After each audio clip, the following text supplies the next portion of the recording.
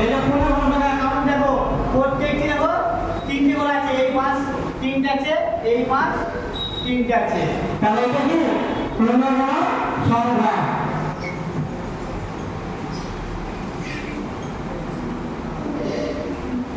একটা কথা, এমন একটা সংখ্যা হলো যার পূর্ণ ঘনসংখ্যা সে একটাই হয়, একই হয়।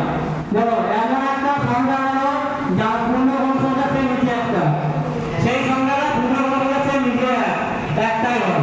বলো, কে পারবে? কে পারবে? হাত তুলো।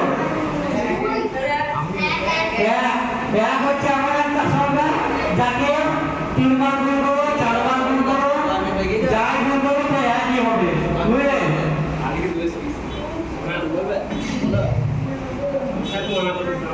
675 হলো এই একটা সংখ্যা আছে, এইটা কত গুণ করলে কত গুণ করে আমরা পূর্ণ ঘনসংখ্যা পাবো?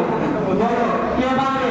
এই সংখ্যাটা আছে, এটা কত গুণ করলে আমরা পূর্ণ ঘনসংখ্যা পাবো? কে পারবে? কে পারবে? এই সংখ্যাটা আছে, এই সংখ্যাটাকে তুমি রসায়নটা ভাঙবো এবং এমন সংখ্যা একটা পাবে যেটা গুণ করতে হবে, তুমি আমি পূর্ণ ঘনসংখ্যা পাবো। কে পারবে?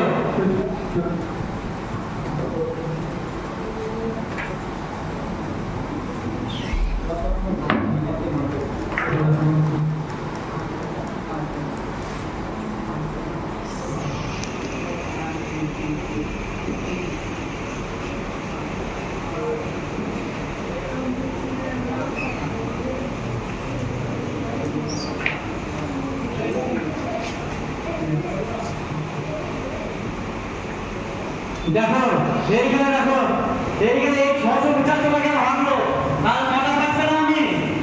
দুটো পাঁচ আর 3 করে দিলাম, তিনটে দিন। কিন্তু পূর্ণ ঘনসংখ্যার নিয়ম কি?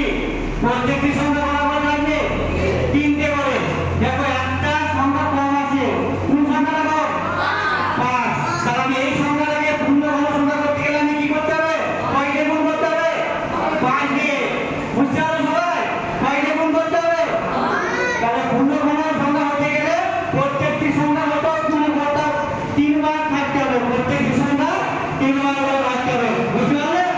বাহ, চলে যাও।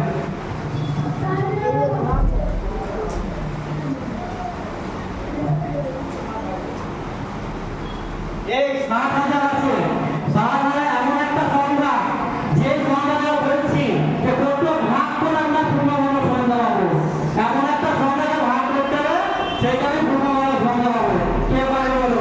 হ্যাঁ, নাচি চলাই চলাই।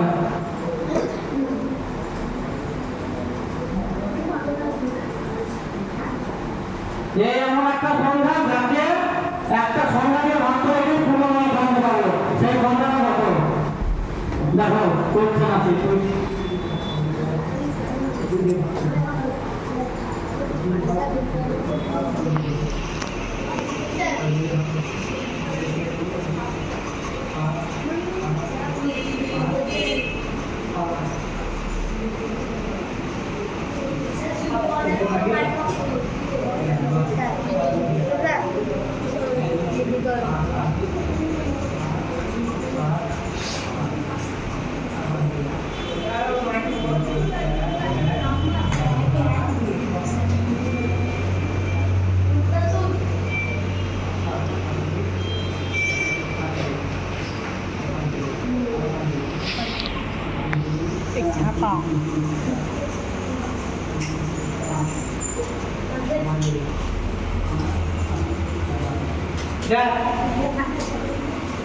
দেখো এই দিকে 700